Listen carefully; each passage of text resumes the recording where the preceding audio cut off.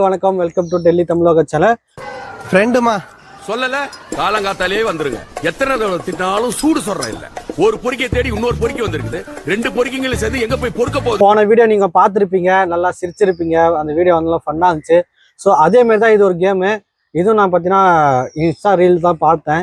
So அதில் பார்த்து தான் இதை நான் காப்பி பண்ணேன். யூடியூபும் நம்ம ஊர் கிழவிங்களும் ஒண்ணுப்பா. ஒரு விஷயம் கிடைச்சா ஊர் முழுக்க பரவி விட்டுடுதுங்க.